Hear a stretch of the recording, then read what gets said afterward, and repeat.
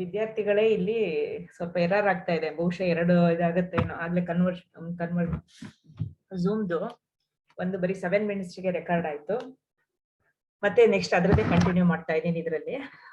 ಇಲ್ಲಿ ನಿಮ್ಗೆ ಏನ್ ಹೇಳ್ತಾ ಹೋದೆ, ಇಷ್ಟು ಸಂಗತಿಗಳನ್ನ ನೀವು ನೆನ್ಪಿಟ್ಕೋಬೇಕಾಗತ್ತೆ. ಒಂದು, ಈ ತೆರಿಗೆಗಳಲ್ಲಿ ಕೆಲವನ್ನ ಕೇಂದ್ರ ನಿರ್ಧಾರ ಮಾಡುತ್ತೆ, ಕೆಲವು ತೆರಿಗೆಗಳನ್ನ ರಾಜ್ಯ ನಿರ್ಧಾರ ಮಾಡುತ್ತೆ, ಕೆಲವು ತೆರಿಗೆಗಳನ್ನ ಕೇಂದ್ರ ನಿರ್ಧರಿಸಿ ಮತ್ತೆ ಕೇಂದ್ರ ನಿರ್ಧಾರ ಮಾಡುತ್ತೆ, ಬಟ್ ಮತ್ತೆ ಕಲೆಕ್ಟ್ ಮಾಡುತ್ತೆ, ಅದನ್ನ ರಾಜ್ಯದ ಜೊತೆಗೆ ಹಂಚ್ಕೊಳ್ತಾ ಹೋಗುತ್ತೆ.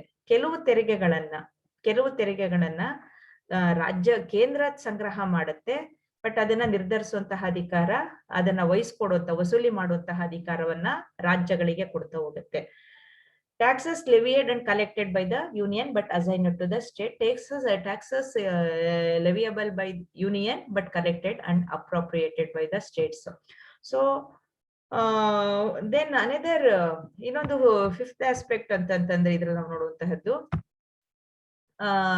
taxes levied and collected union but shared with state.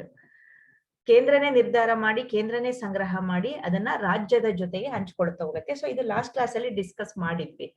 So then you don't forget these 3 aspect. ಒಂದು allocation of the revenue and the grants in and loans. These are the main aspect of the financial relationship between the centre and state. ಇಲ್ಲಿ ಆದಾಯದ ಮೂಲ ಇರ್ಬೋದು, grant side ಇರ್ಬೋದು, ಲೋನ್ಗಳು ಅನ್ನೋದು ಬಹಳ ಪ್ರಮುಖವಾಗಿ ಬರುವಂತಹದ್ದು. ಅದನ್ನ ತಲೆಯಲ್ಲಿ ನೆನ್ಪಿಟ್ಕೊಳ್ತಾ ಹೋಗಿ. ಸೊ ದೆನ್ ಯಾವ್ಯಾವ ಸೆಕ್ಟರ್ಗೆ ಬರುತ್ತೆ ಅಂತಂದ್ರೆ, ಟ್ಯಾಕ್ಸಸ್, ಇಂಪಾರ್ಟೆಂಟ್ ಟ್ಯಾಕ್ಸಸ್ ರಿಲೇಟೆಡ್. ನಮ್ಗೆ we already know that there are subjects, state list and union list, concurrent list ಬಗ್ಗೆ ಈಗಾಗ್ಲೇನೆ ನೋಡಿದ್ವಿ. ಅದನ್ನ ಕಳೆದ ತರಗತಿಯಲ್ಲಿ ಮಾಡಿದೆ, ಅದರ ಕಂಟಿನ್ಯೂಷನ್ ಪಾರ್ಟ್ ಇದು.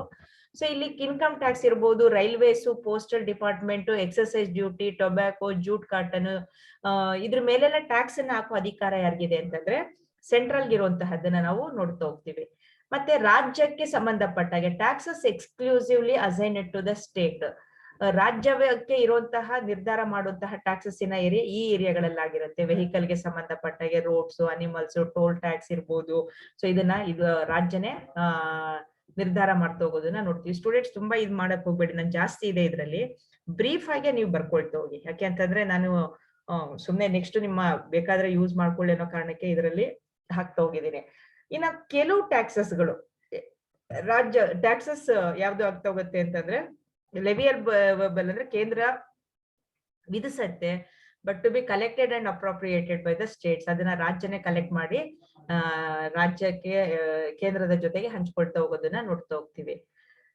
ಸೊ ಇದು ಯಾವುದು ಅಂತಂದ್ರೆ bettings, taxes leviable by the union but to be collected and appropriated by the states. ಯಾವುದು ಅಂತಂದ್ರೆ ಬೆಟ್ಟಿಂಗ್ಸ್ ಗೆ ಸಂಬಂಧಪಟ್ಟ ಹಾಗೆ, ಬಿಲ್ ಆಫ್ ಲ್ಯಾಂಡಿಂಗ್ ಗೆ ಸಂಬಂಧಪಟ್ಟ ಹಾಗೆ, ಲೆಟರ್ಸ್, ಸ್ಟಾಂಪ್ ಡ್ಯೂಟಿ, ಇವ್ 2-3 ಬರೀರಿ. ಸ್ಟಾಂಪ್ ಡ್ಯೂಟಿ ಇರ್ಬೋದು, ಬೆಟ್ಟಿಂಗ್ ಅನ್ನೋಂತಹ ಇದ್ರ ಮೇಲೆ ಇದಕ್ಕೆ ಸಂಬಂಧಪಟ್ಟ ಹಾಗೆ ಕೇಂದ್ರ ನಿರ್ಧಾರ ಮಾಡಿ ಅದನ್ನ ವಸೂಲಿ ಮಾಡಿ ರಾಜ್ಯದ ಜೊತೆಗೆ ಹಂಚ್ಕೊಳ್ತಾ ಹೋಗುತ್ತೆ ಅನ್ನೋಂತಹದನ್ನ ಮೆನ್ಷನ್ ಮಾಡಿ. ದೆನ್ ಟ್ಯಾಕ್ಸಸ್ ಇನ್ನೊಂದು ಇದಕ್ಕೆ ಸಂಬಂಧಪಟ್ಟ ಹಾಗೆ ಅಂತಂದ್ರೆ, ಇದು ಕೇಂದ್ರನೇ ಸಂಗ್ರಹ ಮಾಡಿ ರಾಜ್ಯದ ಜೊತೆಗೆ ಹಂಚ್ಕೊಳ್ತಾ ಹೋಗುವಂತಹದನ್ನ ನೋಡ್ತಾ ಹೋಗ್ತೀವಿ. ಸೊ ಇಲ್ಲಿ ನಿಮ್ಗೆ ರೈಲ್ವೆ ಫ್ರೈಟ್ ಅಂಡ್ ಫೇರ್ಸ್ ಇರ್ಬೋದು, taxes on transaction in stock exchange ಗೆ ಸಂಬಂಧಪಟ್ಟ ಹಾಗೆ ಈ ತರದ ಕೆಲವೊಂದು ಇದನ್ನ ನಿರ್ಧರಿಸುವಂತಹ ಅಧಿಕಾರ ಕೇಂದ್ರಕ್ಕೆ ಇರುವಂತಹದನ್ನ ನಾವು ನೋಡ್ತಾ ಹೋಗ್ತೀವಿ. ಕೃಷಿಗೆ ಅಗ್ರಿಕಲ್ಚರ್ ಇನ್ಕಮ್, ಇದು ಇಂಪಾರ್ಟೆಂಟ್ ಆಗ್ತಾ ಹೋಗುತ್ತೆ. ಸೊ ಇಲ್ಲಿ ನಿಮ್ಗೆ ಈ ಅಂಶಗಳು ಅಷ್ಟೊಂದೇನ್ ಪ್ರಮುಖ ಆಗೋದಿಲ್ಲ. ಸೊ ಅದನ್ನ ಅಂದ್ರೆ ಎಷ್ಟು ಬೇಕೋ ಅಷ್ಟನ್ನ ಇಟ್ಕೊಳ್ತಾ ಹೋಗಿ, ಉಳಿದಿದ್ದದನ್ನ ಮಾತ್ರ ತಲೆಯಲ್ಲಿ ಇಟ್ಕೊಳ್ಳಿ. ಸೊ ಇಲ್ಲಿ ನಿಮ್ಗೆ ನ್ಯೂಸ್ ಪೇಪರ್, ಅಡ್ವರ್ಟೈಸ್ಮೆಂಟ್, ಪಬ್ಲಿಕೇಶನ್, ಈ ತರದ ಟ್ಯಾಕ್ಸ್ ಗಳನ್ನ ಇದು ಮಾಡ್ತಾ ಹೋಗುವಂತಹದನ್ನ ನಾವು ನೋಡ್ತಾ ಹೋಗ್ತೀವಿ. So in the financial field A mention may also be made to the office of the Comptroller and Auditor General of the India. This is important. So ಇಲ್ಲಿ finance, ಹಣಕಾಸಿನ ಆಡಳಿತದಲ್ಲಿ ಈ ಕಂಟ್ರೋಲರ್ ಅಂಡ್ ಆಡಿಟರ್ ಜನರಲ್ ಇದಾರಲ್ಲ, ಇಲ್ಲಿ was appointed by the president of India. That is important. Controller ಮತ್ತೆ auditor general ಅನ್ನ ಮೂಲಕ ಇಡೀ ಒಂದು ಹಣಕಾಸಿನ ಆಡಳಿತವನ್ನ ಸೂಪರ್ವೈಸ್ ಮಾಡ್ತಾ ಹೋಗುತ್ತೆ ಕೇಂದ್ರ. ಇವ್ರನ್ನ ನೇಮಕ ಮಾಡೋದು ಯಾರು ಅಂದ್ರೆ, ಈ ವಾಸ್ ಅಪಾಯಿಂಟೆಡ್ ಬೈ ದ ಭಾರತದ ರಾಷ್ಟ್ರಪತಿಗಳು ಇವ್ರನ್ನ ನೇಮಕ ಮಾಡ್ತಾ ಹೋಗುವಂತಹದನ್ನ ನೋಡ್ತಾ ಹೋಗ್ತೀವಿ. ಸೊ ಇಲ್ಲಿ ನಿಮಗೆ ಇಷ್ಟನ್ ಮಾತ್ರ ಮೆನ್ಷನ್ ಮಾಡಿ ಅಷ್ಟೇನೆ. ಅಂದ್ರೆ ಕಂಟ್ರೋಲರ್ ಅಂಡ್ ಆಡಿಟರ್ ಜನರಲ್ ಅನ್ನ ಮೂಲಕ ಹಣಕಾಸಿನ ನಿರ್ವಹಣೆಯನ್ನ ಸೆಂಟ್ರಲ್ ಮಾಡ್ತಾ ಹೋಗುತ್ತೆ. The central government control the state financial activities through the Comptroller and Auditor General of India. He was appointed by President of India. That is one of the important aspect related to the financial relationship between India, the central and the state ಅನ್ನೋದನ್ನ mention ಮಾಡ್ತಾ ಹೋಗಿ.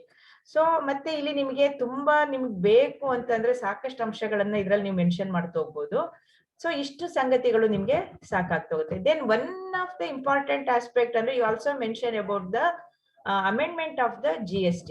Amendment of the GST ಅನ್ನುವಂತಹದ್ದು 101ನೇ ವಿಧಿಗೆ ಅನುಗುಣವಾದಂತಹ 101ರ ವಿಧಿಯಲ್ಲಿ ಆದಂತಹ ಒಂದು ಅಮೆಂಡ್ಮೆಂಟ್ ಅನ್ನೋದು it is economic significant change in the regarding the field of tax. Goods and service taxes is according to this GST, one nation and one tax system will be imposed, but it is also decided by the central government. Before that, so many taxes system is there in our country. So including see the GST, it is includes service tax, so central tax, so customs tax, so state VAT, etc. But after the GST, the principle of one nation one taxes was adopted. So GST ಯ ಪರಿಣಾಮ ಇದನ್ನ ಯಾಕೆ ಬರಿಬೇಕಾಗತ್ತೆ ಅನ್ನೋದಾದ್ರೆ, before that ನಿಮಗೆ ಯಾವ್ದಕ್ಕೆ ಅಂತಂದ್ರೆ GST ಇಲ್ಲದೆ ಇರುವಾಗ ಏನಾಗತ್ತೆ ಅಂದ್ರೆ ಬೇರೆ ಬೇರೆ ರಾಜ್ಯಗಳಲ್ಲಿ ಬೇರೆ ಬೇರೆ ತರದ ಒಂದು ಸರ್ವಿಸ್ ಟ್ಯಾಕ್ಸ್ ಅನ್ನ ಇರ್ತಾ ಇತ್ತು. ಕಸ್ಟಮ್ಸ್ ಟ್ಯಾಕ್ಸ್ ಇರ್ಬೋದು, ಸರ್ವಿಸ್ ಟ್ಯಾಕ್ಸ್ ಇರ್ಬೋದು, ಬೇರೆ ಬೇರೆ ಇದಿರ್ತಾ ಇತ್ತು, ವ್ಯಾಟ್ ಗೆಟ್ ಅಂತ ಅಂದ್ಬಿಟ್ಟು. ಸೊ ಇಲ್ಲಿ ಏನಾಗತ್ತೆ ಅಂದ್ರೆ ಎಂಟೈರ್ ನೇಷನ್ ಅಲ್ಲಿ ನಿಮ್ಗೆ ಯಾವುದೇ ಪ್ರಾಡಕ್ಟಿನ ಮೇಲೆ ಒಂದೇ ತರದ ಟ್ಯಾಕ್ಸ್ ಅನ್ನ ನಾವು, ಅದು ಲೋಕಲ್ ಟ್ಯಾಕ್ಸ್ ಆದ್ರೆ ಸ್ಟೇಟ್ ಪರ್ಸೆಂಟೇಜ್ ಎಷ್ಟು, ಸೆಂಟ್ರಲ್ ಪರ್ಸೆಂಟೇಜ್ ಅಂತ ಮೆನ್ಷನ್ ಮಾಡಿರೋದನ್ನ ನೋಡ್ತಾ ಹೋಗ್ತೀವಿ. So that is one of the important aspect to mention the financial relationship between center and the state. ಅದನ್ನ ನೀವು ಹೇಳ್ಬೇಕಾಗತ್ತೆ. ಸೊ ಈ ಮೂಲಕ ದೆನ್ ಫೈನಾನ್ಷಿಯಲ್ ಎಮರ್ಜೆನ್ಸಿ ಬಗ್ಗೆ ನೀವು ಮಾತಾಡ್ಬೇಕಾಗತ್ತೆ. So central government is the main equipment of the central government, the emergency system. So what ಏನಾಗತ್ತೆ ಎಮರ್ಜೆನ್ಸಿಯ ಮೂಲಕ ನಿಮ್ಗೆ? We know there are 3 types of emergency in our country alva. Financial emergency is one of the important aspect anta karita hogtivi. So illi nimge article ಇದಕ್ಕೆ ಸಂಬಂಧಪಟ್ಟಾಗಿ 360 ಗೆ ಅನುಗುಣವಾಗಿ article 352 national emergency, 356 state emergency, 360 financial emergency. Financial ಎಮರ್ಜೆನ್ಸಿಯಲ್ಲಿ ಏನಾಗುತ್ತೆ, financial ಎಮರ್ಜೆನ್ಸಿಗೆ ಅನುಗುಣವಾಗಿ so ಇಲ್ಲಿ ಹಣಕಾಸಿನ ಇದನ್ನ ನೀವು ಮೆನ್ಷನ್ ಯಾಕೆ ಮಾಡ್ಬೇಕಾಗತ್ತೆ ಅಂದ್ರೆ, ಹಣಕಾಸಿನ ತುರ್ತು ಪರಿಸ್ಥಿತಿಯಿಂದ ಕೇಂದ್ರ ರಾಜ್ಯವನ್ನ ನಿಯಂತ್ರಿಸುವಂತಹ ಅಧಿಕಾರ ಇದೆ.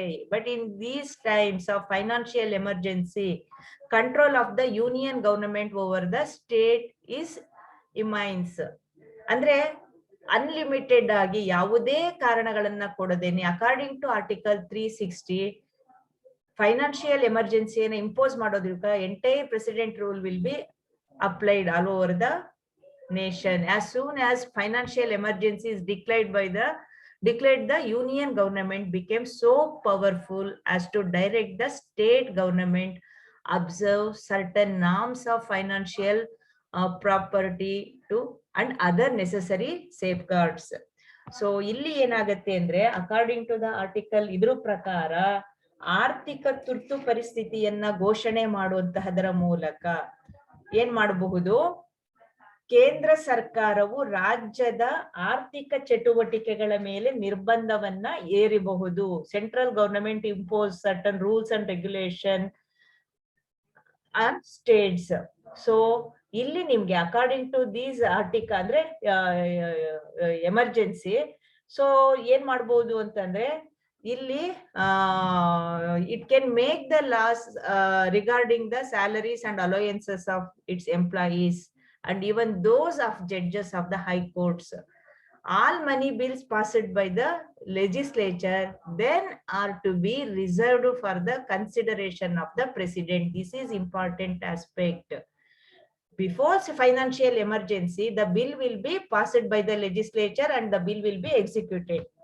But in financial emergency, all money bill passed by the legislature, state legislature, but it is reserved for the consideration of the president.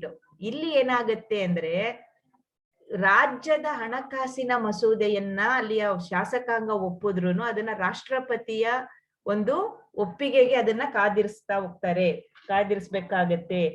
ಮತ್ತೆ ಎಲ್ಲಾ ನೌಕರರ, ಎಲ್ಲಾ ವರ್ಗದ, ಕೇಂದ್ರ ರಾಜ್ಯದ ಎಲ್ಲಾ ಸರ್ಕಾರದ ನೌಕರರ ವೇತನವನ್ನ ತಡೆ ಹಿಡಿಯಬಹುದು, ಕಡಿಮೆ ಮಾಡಬಹುದು. ಅರ್ಥ ಆಯ್ತಲ್ವಾ? ಫೈನಾನ್ಷಿಯಲ್ ಎಮರ್ಜೆನ್ಸಿಯನ್ನ ಡಿಕ್ಲೇರ್ ಆದಾಗ, ಸಪೋಸ್ ಕೋವಿಡ್ ಕೊರೋನಾ ಸಿಚುಯೇಷನ್ ಇದೆ, DA ಕೊಡಕ್ ಬರಲ್ಲ ಅಂತ ಸೆಂಟ್ರಲ್ ಡಿಸೈಡ್ ಮಾಡ್ತು, ಸೆಂಟ್ರಲ್ ಗವರ್ನಮೆಂಟ್. ದೆನ್ ಇದೇ ಫೈನಾನ್ಷಿಯಲ್ ಎಮರ್ಜೆನ್ಸಿ ಡಿಕ್ಲೇರ್ ಮಾಡ್ಲಿಲ್ಲ. ಬಟ್ ಡಿಕ್ಲೇರ್ ಮಾಡಿದ್ರೆ ಎಲ್ಲಾ ಇದಕ್ಕೆ ಸಂಬಂಧಪಟ್ಟಾಗೆ ಅಲೋಯನ್ಸ್ ಇರ್ಬೋದು, ಸ್ಯಾಲರಿಯನ್ನ ತಡೆ ಹಿಡಿಬಹುದು. That is the power of central government. Through these financial emergency, central government have an authority to make the laws regarding the state budget, state financial aspect. So ಅದಕ್ಕೆ ಅದು ಒಂದು ಆರ್ಥಿಕ ಒಂದು ತುರ್ತು ಪರಿಸ್ಥಿತಿಯನ್ನ ಘೋಷಣೆ ಮಾಡುವಂತಹದ್ದು. ಆ ಮೂಲಕ ರಾಜ್ಯದ ಮೇಲೆ ಕೇಂದ್ರ ತನ್ನ ಅಧಿಕಾರವನ್ನ ಚಲಾಯಿಸ್ತಾ ಬಂದಿರುವಂತಹದ್ದನ್ನ ನಾವು ನೋಡ್ತಾ ಹೋಗ್ತೀವಿ. Then another relationship is the financial commission.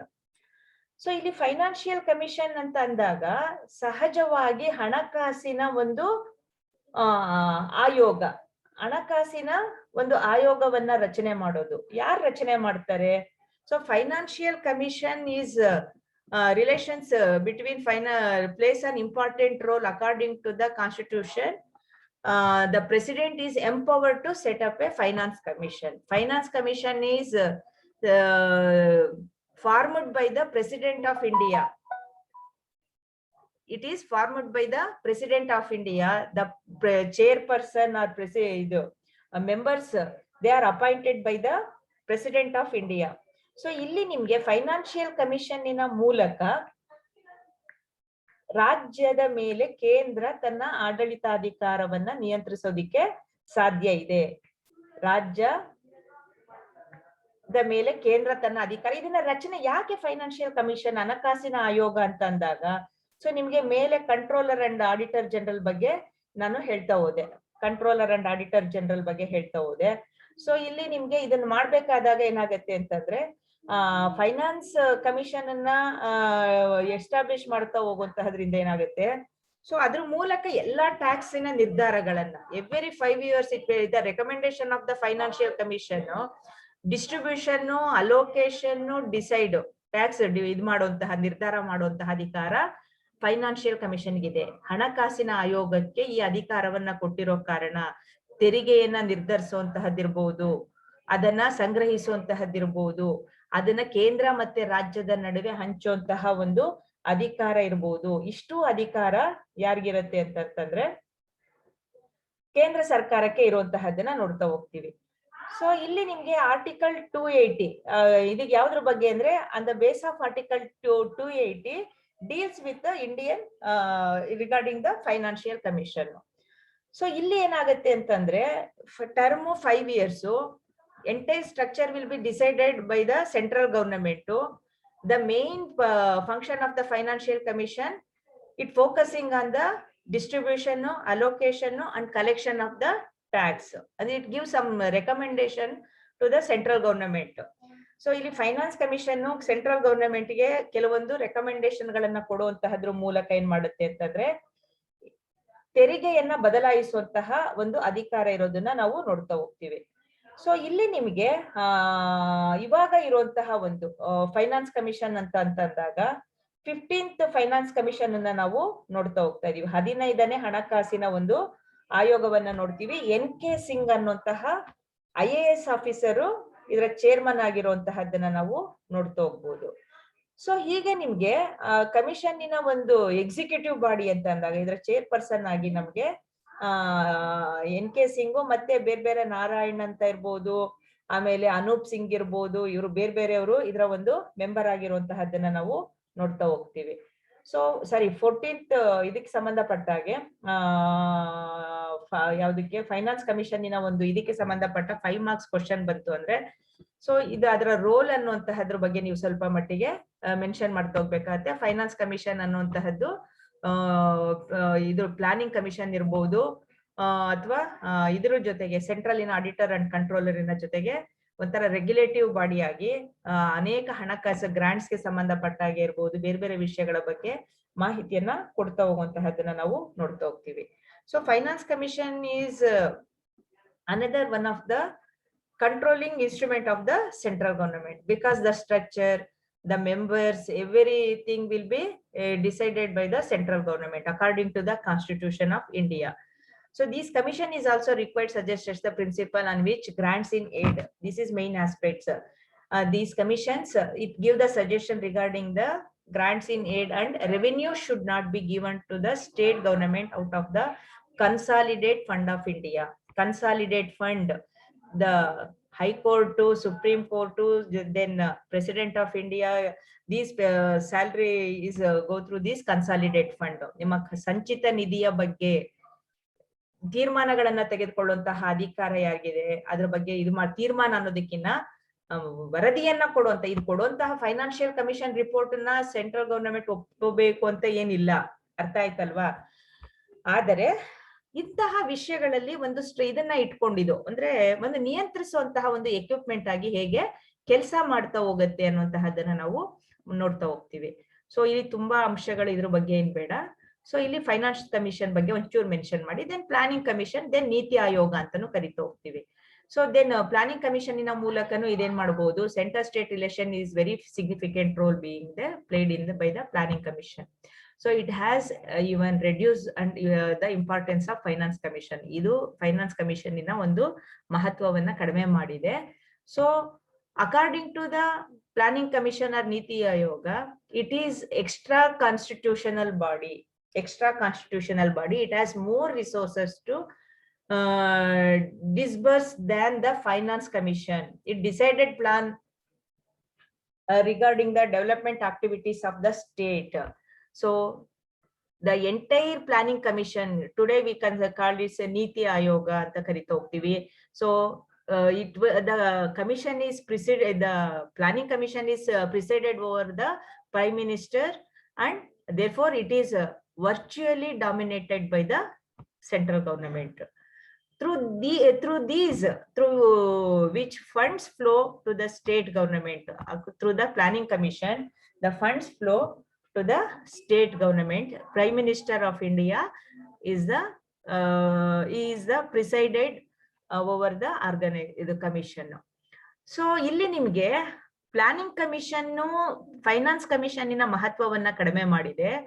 Almost ಅಲ್ಲಿ ನೀತಿ ಆಯೋಗ ಏನಾಗತ್ತೆ ಅಂತಂದ್ರೆ ಇದಕ್ಕೆ ಸಂಬಂಧಪಟ್ಟಾಗೆ ಹಣಕಾಸಿಗೆ ಒಂದು ಸಂಬಂಧಪಟ್ಟಾಗೆ ಇರುವಂತಹ ಮತ್ತೊಂದು ನಿಯಂತ್ರಣಾಧಿಕಾರ, ಕೇಂದ್ರದ ಅಧಿಕಾರವನ್ನ ಹೆಚ್ಚು ಮಾಡೋದಿಕ್ಕೆ ಇದೊಂದು ಅವಕಾಶ. ಯಾಕೆಂದ್ರೆ ಇದರ ಅಧ್ಯಕ್ಷತೆಯನ್ನ, ಇದರ ಎಂಟೈರ್ ಇದನ್ನ ಪ್ರೆಸಿಡೆಂಟ್ ಯಾರು ನಮ್ಮ ಪ್ರೈಮ್ ಮಿನಿಸ್ಟರ್ ಇದರ ಮೂಲಕ ಆಗ್ತಾ ಹೋಗುತ್ತೆ.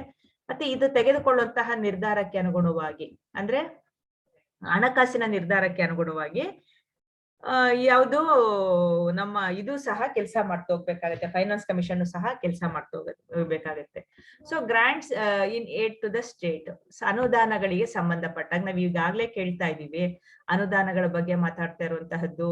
ಸೊ ಎಷ್ಟು ಕೊಡಬೇಕು, ಸೆಂಟ್ರಲ್ ಗವರ್ನಮೆಂಟ್ ಸ್ಟೇಟ್ ಗವರ್ನಮೆಂಟ್ ಗೆ ಕೊಟ್ಟಿಲ್ಲ ಅಂತ ಮಾತಾಡ್ತಾ ಇರ್ತೀವಿ. According to the constitution, states are receive grants in aid from the centre out of the central revenue. ಕೇಂದ್ರದ ಆದಾಯದ ಮೂಲದ ಮೂಲಕನು ಸ್ಟೇಟ್ ಗವರ್ನಮೆಂಟ್ ಅನುದಾನಗಳನ್ನ ಪಡ್ಕೊಳ್ಳೋದಿಕ್ಕೆ ಅವಕಾಶ ಇದೆ. So but it is to be given with the approval of the parliament deserving state out of the consolidate fund of India.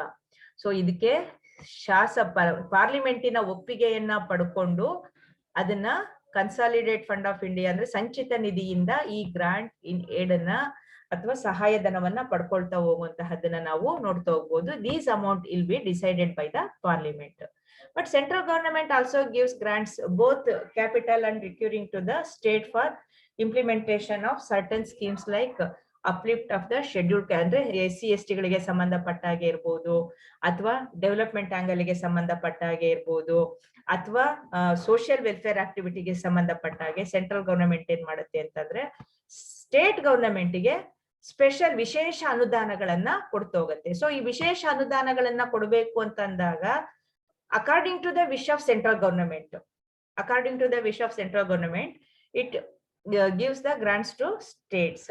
So ಇಲ್ಲಿ special grants ಅಂತಂದಾಗ for example ಇಲ್ಲಿ ನಿಮ್ಗೆ ಅಸ್ಸಾಮು, ಬಿಹಾರು, ಒರಿಸ್ಸಾ, ವೆಸ್ಟ್ ಬೆಂಗಾಲು, ಸೊ ಈ ತರದ ಒಂದು ರಾಜ್ಯಗಳ ಅಭಿವೃದ್ಧಿಗೋಸ್ಕರ ಕನ್ಸಾಲಿಡೇಟ್ ಫಂಡ್ ಆಫ್ ಇಂಡಿಯಾದಿಂದ ಹಣವನ್ನ ಕೊಟ್ಟಿದ್ದನ್ನ ನಾವು ನೋಡ್ತಾ ಹೋಗ್ತೀವಿ. So the amount to be paid in each cases is to be decided by the president of India. ಇಲ್ಲಿ ಇಡೀ ಇದನ್ನ ನಿರ್ಧಾರ ಮಾಡುವಂತಹ ಅಧಿಕಾರ ಪ್ರೆಸಿಡೆಂಟ್ ಆಫ್ ಇಂಡಿಯಾಗೆ ಅಂತ ಇದೆ. ಬಟ್ ಇದನ್ನು ಸಹ ಹೇಳೋಕೆ ಸಾಧ್ಯ ಇರುವಂತಹದ್ದು ಯಾರಿಗೆ ಅಂತಂದ್ರೆ central prime minister and cabinet minister ಇರೋದನ್ನ ನೋಡ್ತಾ ಹೋಗ್ಬೋದು. On the base of the financial relationship it come to conclusion the state position is very weak according related to administrative, legislative and financial matter. State position is weak compared to the central government. So ಇಲ್ಲಿ ನಿಮ್ಗೆ ಹಣದ ಹಂಚಿಕೆ ಇರ್ಬೋದು, ತೀರ್ಮಾನ ಇರ್ಬೋದು, ಎಲ್ಲವನ್ನೂ ನೋಡ್ತಾ ಹೋದಾಗ according to the constitution the state are dependent to the central government. ರಾಜ್ಯ ಕೇಂದ್ರದ ಮೇಲೆ ಡಿಪೆಂಡೆಂಟ್ ಅಂದ್ರೆ ಅವಲಂಬಿತ ಆಗಿರುತ್ತದೆ. State dependent on central government even for their development. Planning Commission which finally decides about the plan projects plays a big role in the development of the states. Through it is the creation of it is controlled by the central government. ಇದರಿಂದ ನಾವು ಏನ್ ಹೇಳಕ್ ಸಾಧ್ಯ ಇದೆ ಅಂತಂದ್ರೆ ಈ ಅಂಶಗಳನ್ನ ಆಧಾರವಾಗಿ ಇಟ್ಕೊಂಡಾಗ ಕೇಂದ್ರದ ನಿಯಂತ್ರಣಕ್ಕೆ ಅನುಗುಣವಾಗಿ ಸಂಪೂರ್ಣವಾಗಿರುವಂತಹ ರಿಸೋರ್ಸ್ ಇರ್ಬೋದು, ಅಲೋಕೇಶನ್ ಇರ್ಬೋದು, ಡಿಸ್ಟ್ರಿಬ್ಯೂಷನ್ ಇರ್ಬೋದು, ಇವೆಲ್ಲವನ್ನ ಹೇಗೆ ಮಾಡ್ತಾ ಹೋಗತ್ತೆ ಅನ್ನುವಂತಹದನ್ನ ನೋಡ್ತಾ ಹೋಗ್ತೀವಿ. ಮಾಡ್ತಾ ಹೋಗ್ತೀವಿ ಅನ್ನೋದನ್ನ ನೋಡ್ತಾ ಹೋಗ್ತೀವಿ. ಸೊ ಒಂದೇ ಒಂದ್ ನಿಮಿಷ. According to the Dr. KVR Rao, according to the KVR Rao, he told, I know no federation where its constituent units are so heavily dependent on the federal government. According to the KV Rao, it told, I know no federation where its constituent units are so heavily dependent on the federal governments as they are in so-called Indian Federation. So Rao helo hage I know no federation where its constituent. ಇಲ್ಲಿ ಸಂವಿಧಾನದಲ್ಲಿ ಯಾವುದೇ ಸಂಯುಕ್ತತೆಯ ಒಂದು ವ್ಯವಸ್ಥೆ ಇಲ್ಲದೆ ಇರುವಂತಹ ಅತಿಯಾದಂತಹ ಅವಲಂಬನೆಯನ್ನ ನಾವು ಭಾರತದಲ್ಲಿ ನೋಡ್ತಾ ಹೋಗ್ತೀವಿ ಅನ್ನುವಂತಹ ಮಾತನ್ನ ಈ ಕಾರಣಕ್ಕೆ ಹೇಳ್ತಾ ಹೋಗ್ತಾನೆ. ಸೊ ಬಟ್ ಇದು ನಮ್ಗೆ ಕಾನ್ಸ್ಟಿಟ್ಯೂಷನ್ ಆ ಟೈಮಿನ ಒಂದು ಸಂದರ್ಭವನ್ನ ತಲೆಯಲ್ಲಿ ಇಟ್ಕೊಂಡು ಇದನ್ನ ರೂಪಿಸಿರುವಂತಹದ್ದನ್ನ ನಾವು ನೋಡ್ತಾ ಹೋಗ್ತೀವಿ. ಬಟ್ ಈ ಹಂತದಲ್ಲಿ ನಮಗೆ ನಮ್ಮ ಸಂವಿಧಾನ ಹೇಗೆ ನಮಗೆ ಪ್ಲಾನಿಂಗ್ ಕಮಿಷನ್ ಇರ್ಬೋದು, ಫೈನಾನ್ಷಿಯಲ್ ಎಮರ್ಜೆನ್ಸಿ ಇರ್ಬೋದು, allocation, distribution, collection of the tax, ಇವೆಲ್ಲವನ್ನ ನಾವು ಇಟ್ಕೊಂಡು then we try to understand the financial relationship between center and state government. So students, next ನಮ್ಗೆ ಏನಾಗುತ್ತೆ ಅಂದ್ರೆ ಈ ಮೂರು ರಿಲೇಶನ್ಶಿಪ್ ಅನ್ನ ಬೇಸ್ಡ್ ಆಗಿ ಇಟ್ಕೊಂಡಾಗ ನಿಮಗ್ ಗೊತ್ತಾಗತ್ತೆ what type of relationship there in central and state government in India ಅಂತ. ಸೊ ನೆಕ್ಸ್ಟ್ ಕ್ಲಾಸ್ ಅಲ್ಲಿ ಉಳಿದ ಅಂಶಗಳ ಬಗ್ಗೆ ಚರ್ಚೆಯನ್ನ ಮಾಡೋಣ. Thank you.